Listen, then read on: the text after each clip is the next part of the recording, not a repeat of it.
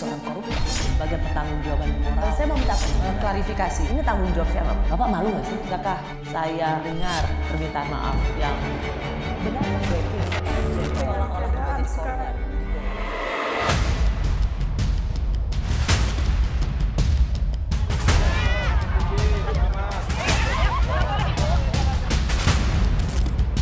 Kita lihat dulu, kita nggak merasa tertinggal.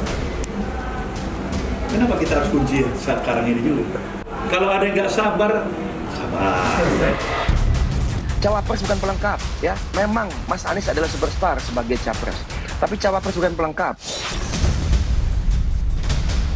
Koalisi Perubahan untuk Persatuan besutan Partai Nasdem, PKS, dan Demokrat lagi dan lagi masih memperdebatkan soal kapan Anies Baswedan mengumumkan calon wakil presiden pilihannya.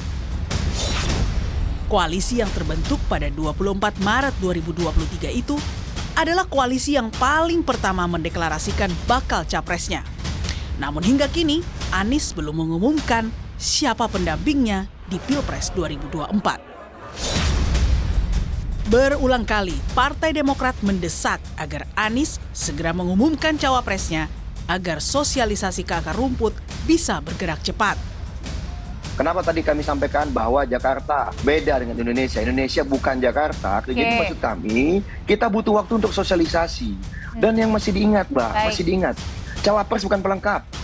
Ya, memang Mas Anies adalah superstar sebagai capres. Tapi cawapres bukan pelengkap. Desakan Partai Demokrat ini dipicu pernyataan Surya Paloh yang memutuskan akan mengumumkan cawapres Anies pada menit-menit akhir sebelum pendaftaran ke KPU. Ibarat pertandingan sepak bola internasional, menit terakhir 2 menit. Sudah gol, sudah dua. Dia tentang gawangnya sendiri. Nasdem perlu belajar itu. Jadi bukan karena ini tidak solid, bukan karena kalau ada yang nggak sabar, ya itu kita harus menyatakan sabar.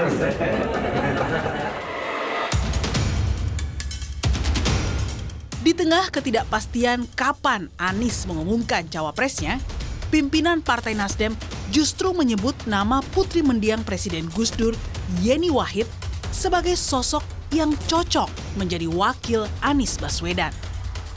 Dia itu perempuan yang memiliki kecerdasan menurut saya, punya hubungan global yang luar biasa, punya pemikiran yang sangat plural, mewarisi pikiran-pikiran seorang Gus Dur, Raih Durian. Kalau saya, Mas Anies bisa lebih personifikasi sebagai orang kanan. Dengan Mbak Yeni, ini kan akan sangat saling melengkapi. Ya, terima kasih atas kepercayaan yang telah diberikan. Tentunya ketika ada momentum, ketika ada kesempatan yang tercipta, ya harus tersedia. Kalau memang cita-citanya adalah bekerja dalam bidang kebijakan publik. Selain Yeni Wahid, ada pula 2 tokoh perempuan yang kerap disebut-sebut menjadi kandidat pendamping Anies. Kedua tokoh tersebut tak lain Gubernur Jawa Timur Khofifah Indar Parawansa dan mantan Menteri Kelautan dan Perikanan Susi Pujiastuti. Lantas, dari ketiga tokoh perempuan ini, Yeni Wahidkah yang akan dipilih oleh Anies Baswedan?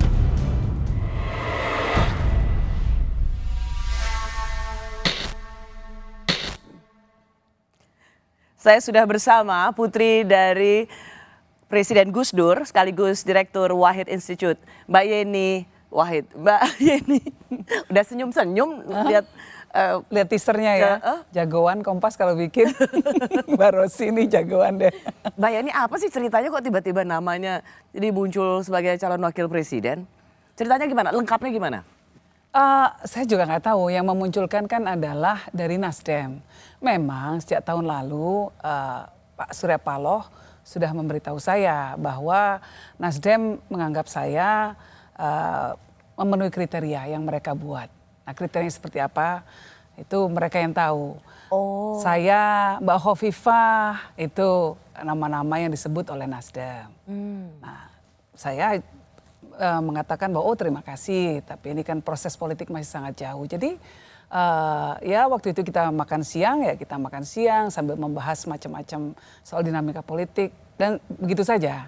Nah tiba-tiba tahun ini dari saya pikir waktu itu nggak serius Mbak Rosy, ya nggak serius. Nah tiba-tiba tahun ini mengemuka lagi setelah Wakil Ketua Umum Nasdem Pak Bang Ahmad Ali yang mengemukakan ke publik.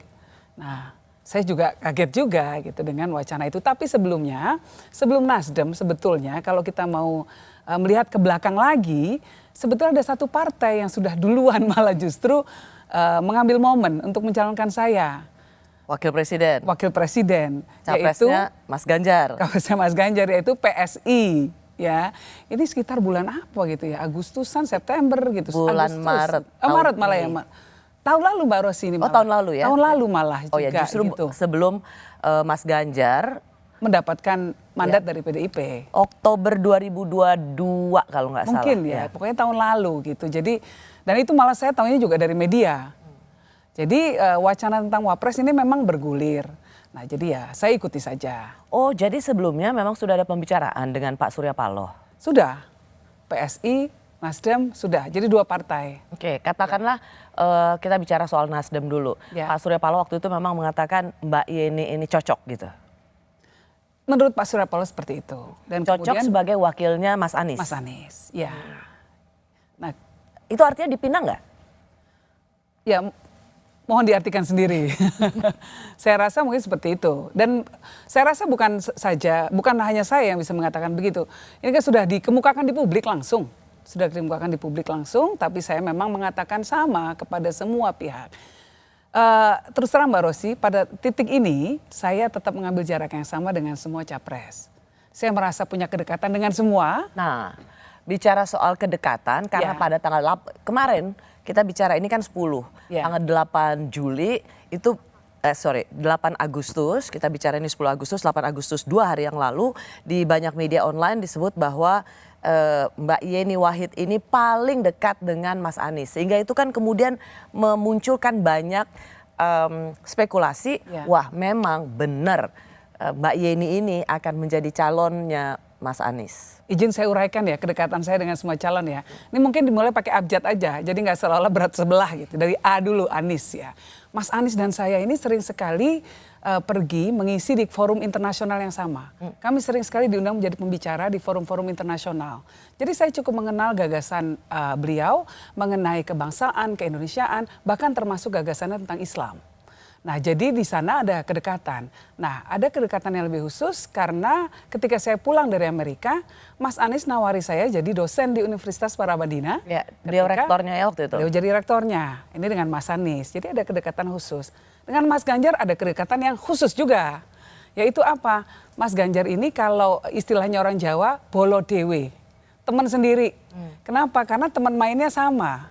Nah Mas Ganjar juga lulusan UGM.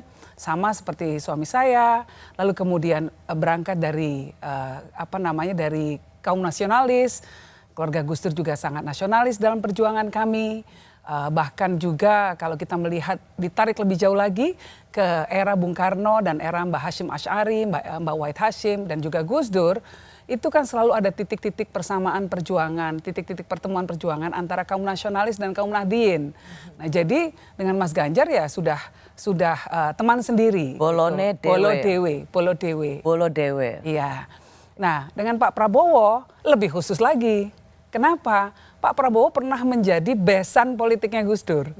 Kenapa? Karena kadernya waktu itu menikahi saya, ya kan? Nah, walaupun sekarang sudah pindah partai ke PSI.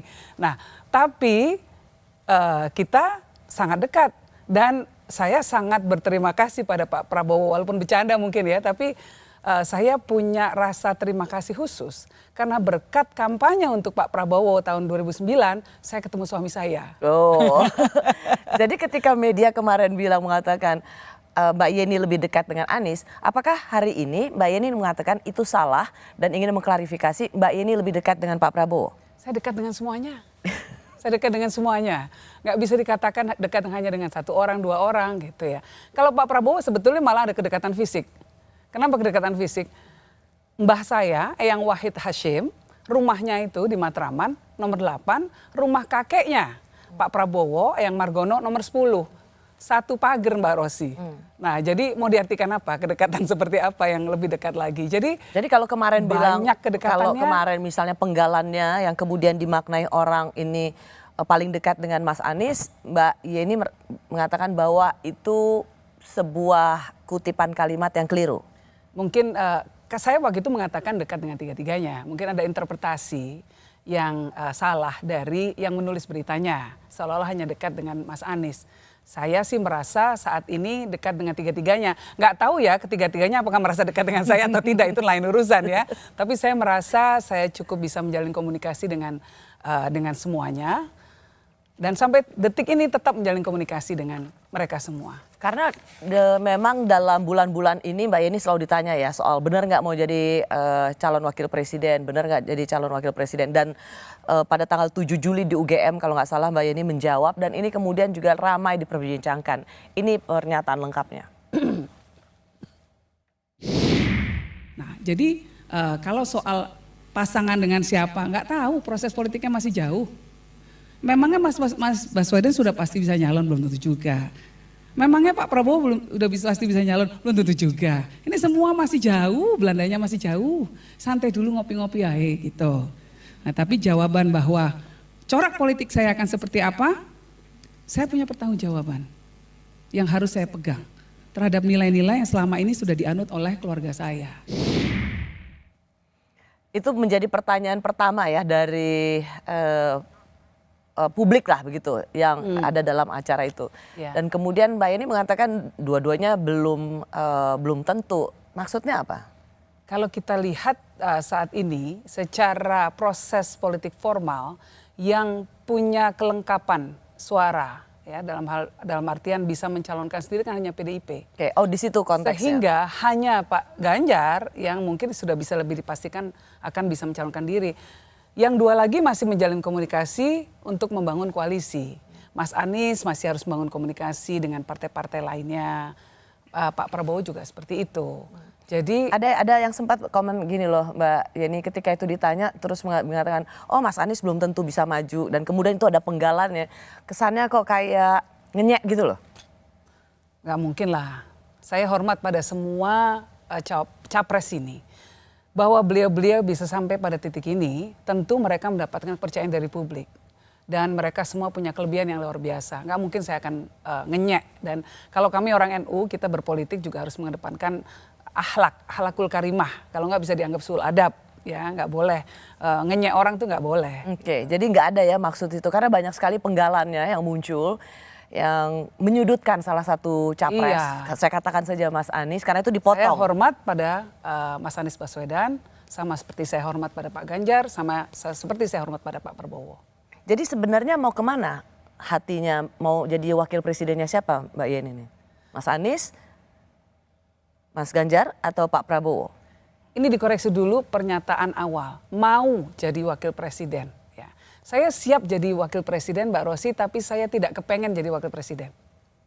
Jadi gini, konteksnya saya ngambil contoh kalau seorang prajurit ditanya, apakah kamu siap untuk berperang demi bangsa dan negara? Dia akan menjawab siap. Tapi kalau ditanya apakah kamu pengen dan mau berperang untuk kepentingan bangsa dan negara, pasti nggak mau, pasti nggak kepengen. Demikian juga jabatan politik, wapres, itu berat. Jadi kalau Presiden dan yang Wapres. kemarin Jadi saya kutipannya dibilang siap, oh berarti kayaknya udah pengen banget sebagai calon wakil presiden. Apa yang mau diklarifikasi Mbak Yeni? Saya siap tapi nggak kepengen. Beda ya. Kalau siap ketika ada momentum, ketika ada dinamika, saya tidak dalam posisi menawarkan diri menjadi cawapres siapapun. Posisi saya adalah merespon lamaran-lamaran, narasi-narasi yang dibangun oleh beberapa partai. Ketika nama Yeni Wahid terus diusung sebagai calon wakil presiden untuk capres Anies Baswedan, apakah memang Yeni Wahid dipasang untuk membubarkan koalisi? Dia seperti perempuan yang memiliki kecerdasan menurut saya, punya hubungan global yang luar biasa, punya pemikiran yang sangat plural, mewarisi pikiran-pikiran seorang Gus Dur, Durian, yang selama ini menjadi karakter daripada Mbak Yeni. Mas Anies selalu dipersonifikasi sebagai orang kanan. Dengan Mbak Yeni, Ini kan akan sangat saling melengkapi. Saya masih bersama putri Presiden keempat, Presiden Abdurrahman Wahid yang juga menjabat sebagai Direktur The Wahid Institute, Mbak Yeni Wahid. Mbak Yeni, sepertinya Pak Ahmad Ali ini sangat mengendorse loh Mbak Yeni nih. Ya mungkin seperti itu, tapi itu memang sikapnya Nasdem yang dikomunikasikan ke saya. Jadi ya saya sangat mengapresiasi bahwa mereka memberikan penghargaan seperti itu, penilaian seperti itu. Tentu mungkin ada kriteria-kriteria yang mereka punyai, mereka miliki. Tadi kriterianya adalah karena kalau tadi kita mendengar apa kata Pak Ahmad Ali, yaitu selama ini dipersepsikan kanan. Nah, dengan adanya Mbak Yeni yang menjadi sosok pluralis, moderat, putri dari Gus Dur, maka bisa menarik ke tengah. Inikah sesuatu yang dipercakapkan? Maksudnya supaya brandnya Mas Anies itu dibawa ke tengah lebih nasionalis gitu? Itu tidak masuk dalam percakapan khusus ya. Saya rasa itu analisa mereka. Jadi yang mereka katakan memang ada kriteria-kriteria, salah satunya ya perempuan, dari kalangan NU. Ini kan sudah terbuka, sudah dibuka ke publik, mereka mengatakan itu. Lalu kemudian dari Jawa Timur dan lain sebagainya, makanya ada nama Mbak Hovifah juga muncul. Tapi di luar itu semua Mbak Rosi, saya sebetulnya ingin komentar satu hal ya. Bahwa adanya wacana saya jadi cawapres ini ada suatu hal yang menggembirakan. Apa itu? Yaitu adalah bahwa adanya keterbukaan pemikiran di masyarakat. Ya, ini manifestasi keterbukaan pemikiran di masyarakat bahwa pemimpin perempuan itu diterima. Ya, setuju sih. Dan betul. kita punya stok pemimpin perempuan banyak banget. Ada Mbak Puan Maharani, ada siapa Bu Susi, Mbak Hovifah, ada Bu Risma, kan banyak sekali nih, Bu Retno, Bu Sri Mulyani. Menurut saya ini luar biasa dan apapun ya, ini adalah sebuah efek positif yang muncul dari wacana pencawapresan ini. Pada poin itu betul-betul memang sangat menggembirakan. Ya. Karena kemudian nama-nama perempuan muncul. Jadi nggak melulu laki, melulu yang disuruh sebagai yang punya kemampuan sebagai seorang wakil presiden. Ya. Jadi yang gembira juga sebenarnya banyak muncul tokoh perempuan yang bisa mengemban sebagai seorang wakil presiden. Betul. Nah, yang kedua soal soal kanan, tengah dan lain sebagainya. Sosok saya sebagai seorang orang yang datang dari kelompok Islam moderat, ini juga menurut saya bahwa ini diterima ya oleh siapapun dari semua koalisi gitu ya. Itu kan juga sebuah hal yang menggembirakan karena kita sama-sama tahu bahwa dalam konteks politik pada saat ini baik nasional maupun global masih ada seolah-olah dikotomi kelompok ya antara kelompok yang lebih kanan, lebih kiri dan lain sebagainya. Nah, kita lihat bahwa dalam kontestasi ke depan ini tidak terlalu mengemuka lagi. Buat saya ini menggembirakan juga. Ada kemudian analisa yang bilang, Mbak Yeni jangan dong, jangan mau gitu.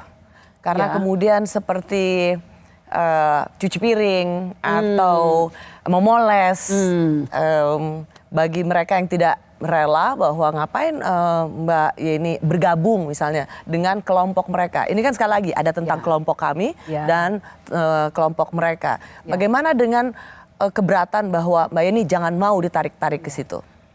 Saya justru bersyukurnya bahwa saya dianggap sebagai titik temu Mbak Rosi. Bahwa dari semua kelompok-kelompok ini kemudian ada titik temu di tengah dan ternyata itu dianggap saya sebagai perwujudan titik temu itu. Artinya ke depan kita berharap bahwa tidak ada politik identitas yang mengemuka, bahwa tidak ada dikotomi di masyarakat, tidak ada cebong dan kampret lagi. Itu sudah tidak ada lagi. Menurut saya ini fenomena yang harus justru kita rangkul, yang harus kita minta agar semua kandidat menghormati fenomena ini. Jadi buat Mbak Yeni sendiri ini bukan sesuatu yang merugikan, justru ini harus disambut dengan gembira ya, terlepas jadi atau enggaknya loh. Oh ya, jadi gini, ini ke depan kalau kita lihat suasana dunia yang global kan sedang menghadapi resesi. Akan menghadapi resesi ini banyak sekali pengamat-pengamat ekonomi, pengamat politik dunia yang memperkirakan itu. Walaupun Indonesia sendiri kita punya prestasi luar biasa karena pertumbuhan ekonomi kita saat ini lebih tinggi dari negara-negara lain, dari banyak negara lain gitu ya. 5,17% itu prestasi lebih tinggi loh dari kemarin. Nah ini tetapi dengan adanya backdrop yaitu kemungkinan ada potensi resesi, kita butuh semua pihak untuk menyatukan kekuatan, untuk kompak bersama-sama terus memastikan bahwa pembangunan akan berkelanjutan, Mbak Rosi. Nah, karena Mbak Yeni mengatakan ini, saya nggak mau, kita harus ngajak semua ini, ayo bareng-bareng yuk. Oke, karena Mbak Yeni tadi mengatakan soal melanjutkan pembangunan, disinilah pada poin inilah juga banyak yang mengatakan dari sisi pendukung koalisi perubahan, seorang Yeni Wahid itu nggak pas di koalisi perubahan karena Mbak Yeni ini tidak mau tidak mau melakukan perubahan, tidak merepresentasikan perubahan. Mbak Yeni ini status quo, gitu nggak cocok. Ukuran status quo adalah karena bagian dari rezim ini. Saya nggak merasa bagian dari rezim, saya bukan pejabat. Saya memang waktu itu kampanye untuk Pak Jokowi, tapi kan saya tidak menjadi pejabat di kabinet Pak Jokowi. Jadi saya bukan bagian dari rezim. Saya tetap netral ketika harus mengkritisi pemerintah, saya kritisi. Ketika harus memberikan pujian, saya berikan pujian. Nah, mungkin definisi perubahannya juga, kalau koalisi perubahan ini juga harus lebih artikulatif juga di publik. Karena di koalisi perubahan sendiri ada Nasdem yang masih menjadi partai pemerintah. Kalau ukurannya adalah bagian dari rezim, nah itu harus dibereskan dulu itu secara internal. Menurut saya jargon perubahan ya. Tapi kalau saya dianggap sebagai bukan bagian dari perubahan, saya bukan bagian dari rezim. Kalau perubahan itu dikonotasikan bukan bagian dari rezim ya, saya bukan bagian dari rezim. Saya orang yang netral. Berdiri netral, saya bukan bagian dari pemerintah saat ini. Kalau begitu Mbak Yeni, disorong-sorongkannya seorang Yeni Wahid masuk ke dalam koalisi perubahan untuk menjadi pasangannya Mas Anies Baswedan sebagai calon wakil presiden. Ini Mbak Yeni merasa nggak bahwa Anda sebagai alat untuk sebenarnya mau bubarin koalisi ini? Memang saya punya kekuatan seperti itu ya, hebat banget kalau bisa begitu.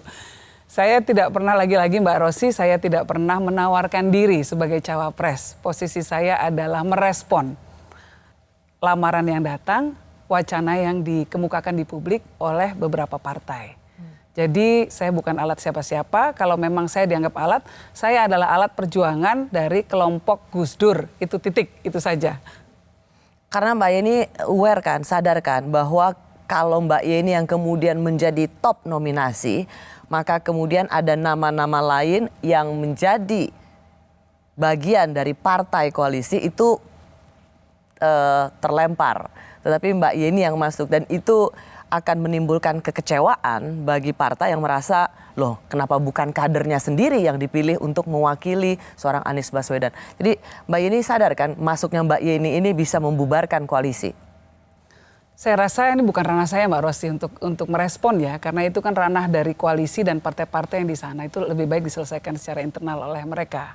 Saya hanya merespon partai-partai yang memang melamar kira-kira gitu, yang memang mengemukakan wacana bahwa saya dianggap pantas untuk menjadi cawapres. Itu aja sih. Pak Surya Paloh paling terakhir 6 Agustus lalu Mbak Yeni, kita lihat dulu lah, kita kan barusan tertinggal, kenapa kita harus kuncian sekarang ini? Pelan-pelan saja, 2 pertandingan sepak bola internasional saja, 2 menit terakhir itu bisa cetak gol. Jadi ya kita tenang-tenang saja, last minute kira-kira kan itu. Setuju itu.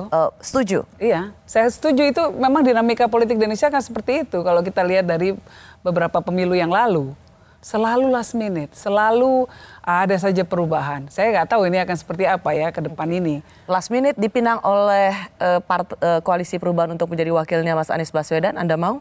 Jawabnya last minute juga nanti ya. Tak hanya dekat dengan Anies, Yeni juga mengaku punya kedekatan politik dengan Prabowo. Namun, kemana arah dukungan Yeni bila Caimin berdampingan dengan Prabowo?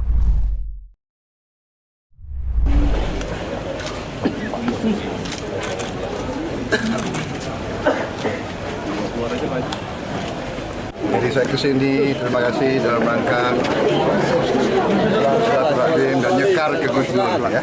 Terima kasih semuanya. Tidak bicara politik, tidak minta apa-apa ya. Saya kesini sebagai keluarga. Ya. Saya hubungannya sudah lama sama keluarga ini. Pak dengan dari kakek-kakek gitu ya.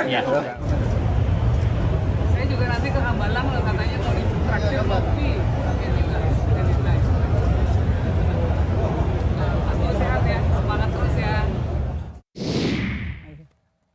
Saya masih bersama Yeni Wahid.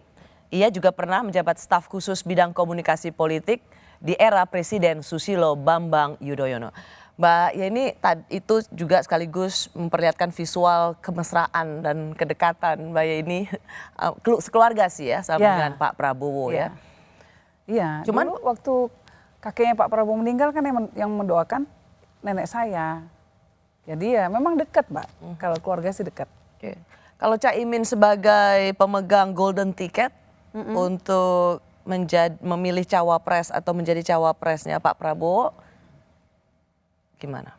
Ya, kita bye-bye.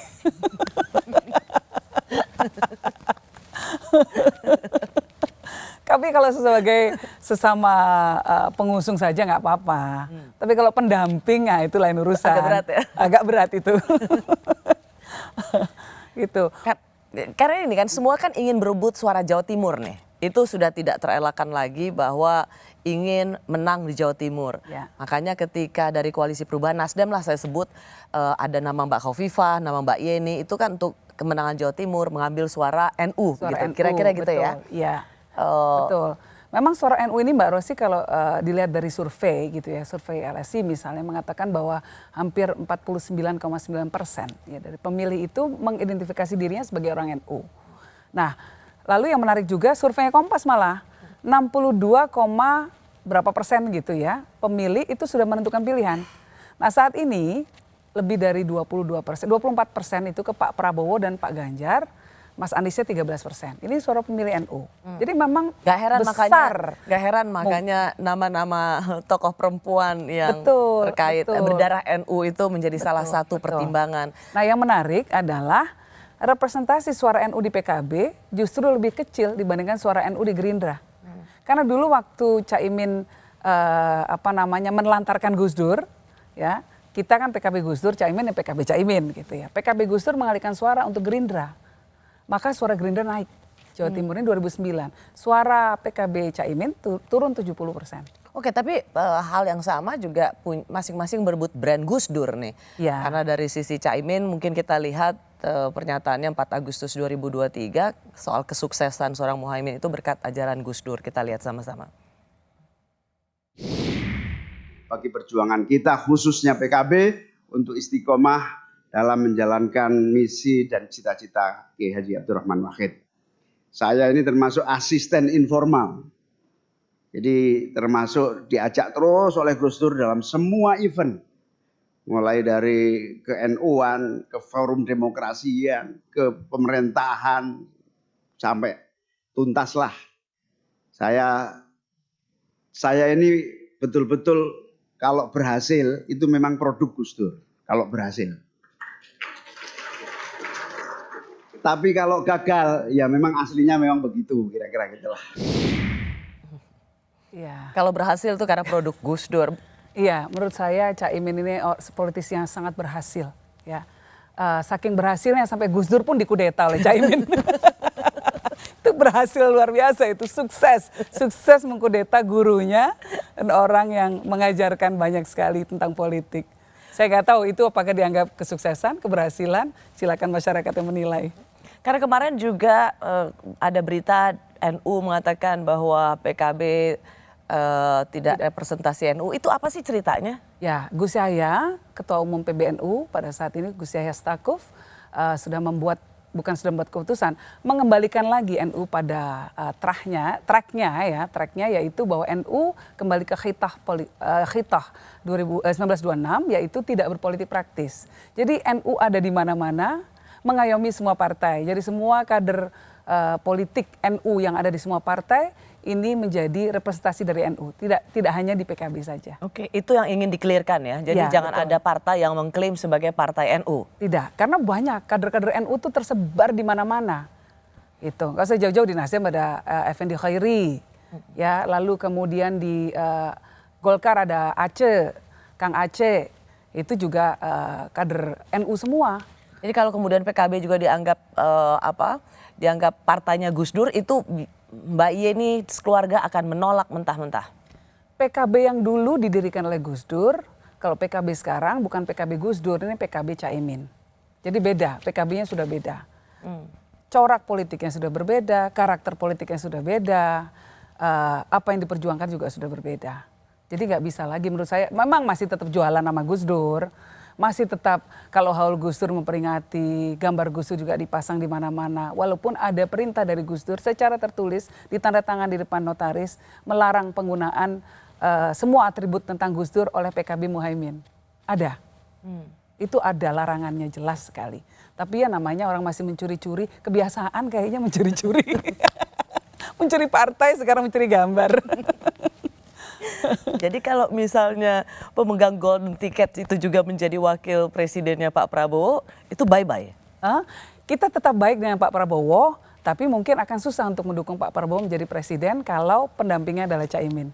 Tapi kalau sama-sama sebagai pengusung saja nggak masalah. Karena nanti bisa satu di pinggiran sana, satu pinggiran sini. Itu prinsip ya?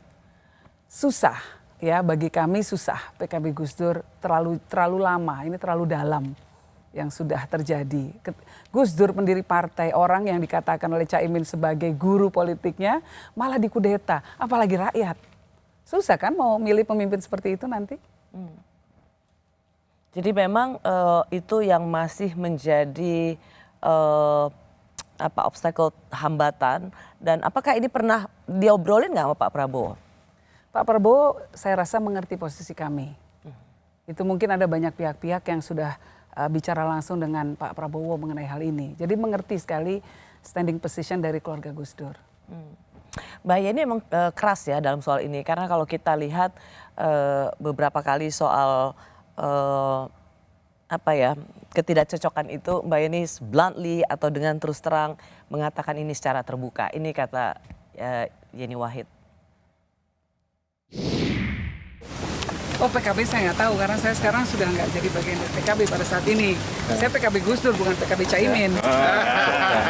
Ya, kita menghimbau agar politisi yang surveinya nggak terlalu ngangkat, nggak usah terlalu ngotot. Saya rasa yang paling utama ya, Ketua Umum PKB itu tidak boleh kemudian mengambil posisi berseberangan dengan NU. Kasihan umat di bawah. Jadi semuanya kan karena ego semata, ego politik menghalalkan segala macam cara. Nggak kaget sih kita melihat perilaku politiknya yang belum berkembang juga sampai sekarang. Ya memang Caimin saat ini sering membuat blunder-blunder politik. Artinya mengambil posisi juga yang diametral bertentangan dengan Ketua Umum PBNU dengan PBNU sekarang. Itu kan juga kasihan konstituen PKB yang orang NU gitu. Jadi sekarang membuat pernyataan-pernyataan yang menyudutkan Ketua Umum PBNU itu kan tidak baik gitu. Saya mau tanya Mbak Yeni, ada kemungkinan nggak atau peluang nggak berdamai dengan PKB Caimin ataupun dengan Caimin sendiri islah? Begini Mbak Rosi, Caimin ini adalah tetap keponakannya Gus Dur. Kalau sebagai saudara, saya sudah memaafkan beliau, nggak ada masalah. Tapi kalau dalam hal politik, tidak bisa kemudian hanya sekedar islah berdamai, konteksnya seperti apa, lalu kemudian platform perdamaiannya seperti apa, apakah mereka mau kembali kepada corak politik Gus Dur yang tidak transaksional, apakah mereka mau betul-betul mengusung lagi idealisme Gus Dur, kalau itu semua bisa dilakukan, maka ya kita bisa berkomunikasi. Tapi kalau masih seperti sekarang, modelnya hanya mengedepankan kepentingan diri sendiri, bahkan mengambil sikap berseberangan dengan NU, ini kan makin lama makin melebar lagi, makin banyak sekali perbedaan yang ada. Di antara 3 capres yang sekarang ada namanya, menurut ini siapa yang preferensinya itu paling mendekati dengan yang menjadi pilihannya? Gus Durian atau ya keluarga Gus Dur, Gus Durian itu. Sepertinya ini harus dibuktikan oleh surveinya Kompas. Nanti kalau sudah keluar datanya saya minta ya. Gitu. Itu tapi tidak bisa dipaksakan ya tentu ya. Hanya memang bagi Gus Durian ada problem yang sangat serius dengan PKB Gus Dur. Apa benar ada yang dibantah nggak dari pernyataan ini? Atau ya memang faktanya itu? Memang faktanya seperti itu, iya. Tapi kita sudah agak melunak dalam artian kita bisa berada dalam satu perahu dengan PKB Caimin asal bukan Caimin yang jadi wakil presiden. Itu. Selama bukan Caimin yang jadi wakil presiden. Iya. Selama sama-sama mengusung oke ya. Seperti Iya. waktu itu dengan Pak Jokowi. Dengan Ya? Pak Jokowi kan sudah pernah kejadian. Ya sudah mungkin ada titik-titik persamaan ya di kita melihat sosok pemimpinnya di titik persamaannya di sosok pemimpin itu. Tapi ya di luar itu ya sudah sendiri-sendiri aja. Kirain nanti misalnya Pak Prabowo jadi sama Caimin, ketua tim sesnya Yeni Wahid. Lucu juga kali ya. Mungkin nggak? Hah? Mungkin nggak? Tidak mungkin. Dijawab aja langsung biar nggak ada spekulasi. Tidak mungkin. Jangan sampai Pak Prabowo berpikir soalnya. Iya.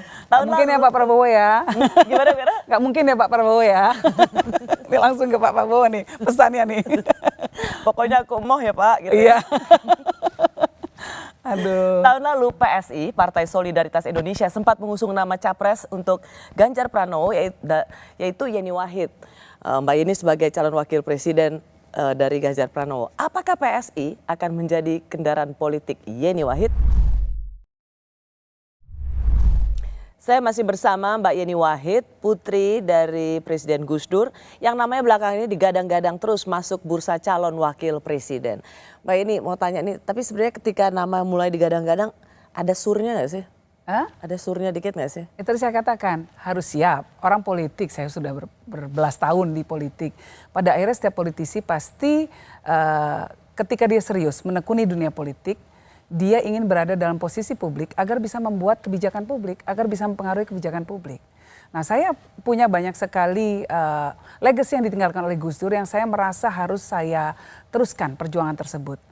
Tentang kebinekaan, lalu tentang keadilan sosial, lalu tentang politik global, ya, tentang geopolitik yang bagaimana caranya Indonesia bisa menempatkan diri sebagai sebuah kekuatan yang lebih dipandang lagi. Oke, jadi mungkin kata yang tepat itu bukan teriming-imingi, tapi lebih pada komitmen ya. Siap tapi tidak kepengen. Mungkin lebih seperti itu. Jadi kalau mengatakan sure, saya pernah mendampingi Gus Dur, Mbak Rosi, berada di puncak kekuasaan di Republik ini. Saya tahu pengorbanan yang harus diberikan ketika seseorang berada pada posisi tinggi seperti itu. Itu posisi yang sangat lonely. Harus menghabiskan waktu di luar rumah, harus meninggalkan keluarga, harus tahan. Kulitnya harus lebih tebal lagi karena pasti dikritik, orang tidak paham dengan apa yang kita lakukan. Lalu kemudian disalahpahami, dihujat dan lain sebagainya. Itu berat sekali. Jadi politisi itu nggak mudah. Mbak Yeni kan namanya digadang-gadang sebagai calon wakil presiden. Tapi sesungguhnya Mbak Yeni nggak punya rumah politik, nggak punya partai politik. Ya itu, saya juga bingung. Pertama ya, ketua umum partai bukan, ketua umum ormas bukan, pejabat bukan, tahu namanya ada yang nyundul begini. Ya alhamdulillah, saya mengucapkan apresiasi. Mungkin juga ini akibat dari mereka menilai bahwa selama ini kita cukup konsisten untuk terus melanjutkan cita-cita perjuangan Gus Dur. Selama ini kita tetap mengambil jarak, netralitas dan tetap berpikir objektif. Nggak mau punya rumah politik? Ya mau. Pasti mau. Dari dulu kan sebetulnya kalau rata-rata PKB Gus Dur inginnya kembali, PKB kembali. Tapi nggak tahu kalau lihat dari sekarang ini kan semua pintu menuju PKB digembok rapat-rapat dari dalam. Semua kader PKB terlempar semua, Pak Mahfud MD nggak bisa masuk. Banyak sekali yang nggak bisa masuk ke PKB lagi. Ya mungkin ke depan harus memikirkan alat politik yang lainnya, saya nggak tahu.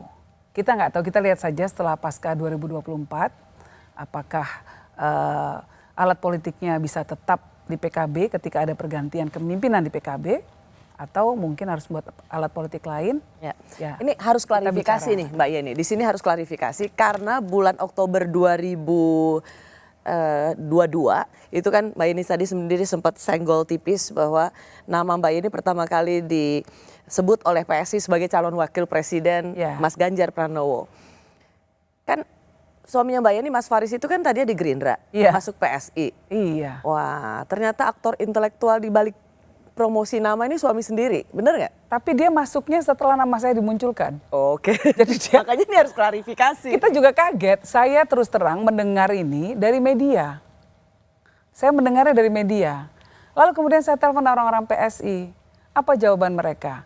Saya katakan, kalian gimana sih kok nggak ngomong dulu? Katanya takut ditolak, Mbak. Lebih baik minta maaf daripada minta izin. Katanya gitu. Kacau deh. Oh, jadi waktu itu nama Mas Ganjar, memang Mas Ganjar sendiri belum sama sekali Sama, juga diumumkan. Mas Ganjar oleh Bu dan Mega. saya dua-duanya nggak dikontak oleh teman-teman PSI. Inilah kadang-kadang anak muda kan suka begitu tuh. Ngomong-ngomong dulu. Klarifikasi itu waktu itu Mas Faris, Dohir Farisi sebagai suaminya Mbak ini belum masuk PSI ya? Belum masuk. Oke. Waktu itu belum masuk. Nah, sekarang Gara-gara itu jadi ngobrol dengan teman-teman PSI dan setelah itu kita jadi tertarik. Oh, mereka idealis ya. Oh, mereka punya semangat kemudaan. Mereka punya semangat untuk terus melakukan perubahan-perubahan di negara ini, terutama melalui politik budgeting, pengawasan budget di negara kita. jadi Mas Faris itu masuk PSI itu Akibat. Akibat dia gara-gara tertarik, lalu Tapi kemudian dia diskusi ngerasa, dulu nggak sama Mbak ini? enggak. Sendiri aja Memang aneh ya keluarga politik, keluarga kita agak aneh ya. Tolong jangan dimaklumi, ini bukan sesuatu yang lazim di banyak keluarga politik ya. Tapi ya memang seperti itu prosesnya. Simpul-simpulnya jadi mulai nyata nih. Ya, Mas Dohir Farisi, suami dari Yeni Wahid, sekarang membantu PSI. sekarang ada di kepengurusan PSI, Ketua Badan Pemenangan Pemilu, benar ya? Saya juga agak lupa. Istrinya juga nggak tahu. Resminya apa ya Mbak Rosi, tapi yang jelas dia membantu PSI pada saat ini karena tertarik dengan semangatnya, semangat anak muda dan semangat idealisme. Oke lah, itu normatifnya lah itu. Ya kira-kira begitu, tapi betul-betul. Ya, tapi kemudian menghebohkan bahwa seorang Prabowo Subianto datang menyambangi PSI. Gitu. Otak di belakang ini suami Anda? Saya nggak tahu, karena saya juga dengarnya dari media. Asli, oh Prabowo ke PSI gitu. Jadi, tapi bagus lah. Itu artinya kan ada ada komunikasi yang lancar dengan semua antara partai, itu bagus sekali silaturahmi yang terjadi. Itu menurut saya bagus sekali. Dan bahwa Prabowo kan sekarang mungkin ingin merangkul banyak anak muda. Saya rasa pas sekali. Karena rasanya saat ini kan biasanya PSI itu kan paling tidak pernah berada dalam satu percakapan. Belum masuk parlemen DPR RI. Betul. Ya. Tapi ia juga tidak pernah memberikan penilaian yang baik pada seorang Prabowo Subianto. Ya. Kemarin terjadi sebuah pertemuan yang menggemparkan dan ada orang baru di PSI itu yang bernama Dohir Farisi yang punya latar belakang Jangan bikin spekulasi Rosi. Fokus ke saya saja ya, jangan ke suami saya ya. Kenapa enggak? Apakah ini juga menjadi kendaraan seorang Yeni Wahid? PSI? PSI. Saya rasa PSI-nya malah bahkan yang sudah menawarkan kan, yang sudah malah mengumumkan ke publik duluan. Dulu itu kan. Dulu, iya. Dengan Mas Ganjar kan. Iya. Nah sekarang kan udah ganti mempelai prianya. Saya sih mempelai prianya ganti. Calon presiden. Sudah pasti. Calon Bener presidennya. nih, ini gosip politik nih. Bukan, saya malah belum tahu. Bukan maksud saya. Kan kemarin sudah seperti mengarahkan ke Pak Prabowo gitu loh. Kan nggak ada komunikasi dengan Mas Ganjar. Sehingga orang menganggap PSI sudah ke Pak Prabowo. Yang ingin saya tanyakan sebenarnya lebih kepada apakah PSI ini akan menjadi rumah politik seorang Yeni Wahid? Yang jelas bahwa saya melihat, saya tidak tahu itu pastinya menjadi keputusan PSI juga. Yang jelas yang saya lihat bahwa PSI ingin banyak mengusung anak-anak muda atau orang-orang yang dianggap punya semangat muda. Jadi ke depan akan seperti apa kita lihat ya. Tapi yang jelas PSI kan bahkan malah mengusung Kaisang. Ini contohnya gitu. Nah, tapi tadi di titik ini beberapa Pemret ketemu dengan Presiden Jokowi dan Presiden katanya, Jokowi mengatakan sesuatu tentang ini. Apa itu? Spill dong Mbak Rosi. Nanti karena kita sudah janji off the record. Oke. Ya. Singkat aja. Ya. Mbak Yeni, apakah akan masuk PSI atau enggak? Menjadikan PSI rumah politik Mbak Yeni atau enggak? Sudah ada suami saya. Terlalu crowded kalau dia saya suruh juga keluar. Masuk. Dia yang keluar. Repotin saya nanti. Terpindah lagi dia. Mendingan udah biar dia di PSI. Daripada ganggu gue. Enggak lah. Saya basis saya mungkin corak politiknya tetap berbasis santri Islam moderat. Itu basis politik saya, tapi nasionalis juga gitu. Nah jadi ini udah ceruk politik yang berbeda lagi. Nah tapi membuka sinergi dengan PSI. Karena sama-sama semangat yang muda. Nah Mbak Yeni, ini saya tuh termasuk yang banyak ditanyain, benar Mbak Yeni akan jadi calon wakil presiden. Sambil menutup percakapan ini, saya mau dapat jawaban yang firm. Benar nggak Mbak Yeni akan menjadi calon wakil presiden Anies Baswedan? Kalau siapa yang akan saya dukung, ini memerlukan proses. Proses itu proses rasional dan spiritual. Dan proses ini sedang saya jalani. Dari dulu saya selalu menggabungkan dua proses ini. Nah nanti hasilnya akan seperti apa? Last minute Mbak Rosi. Keputusannya juga akan last minute. Sudah senada dan seirama dengan Pak Surya Paloh. Enggak juga lah. Tapi semua saya rasa semua akan last minute. Semua ketua umum partai akan last minute saya rasa. Baik, terima kasih ya Mbak Yeni. Selalu senang bicara dengan seorang Yeni Wahid. Salam hormat untuk Bu Sinta Nuriyah. Makasih Mbak Rosi.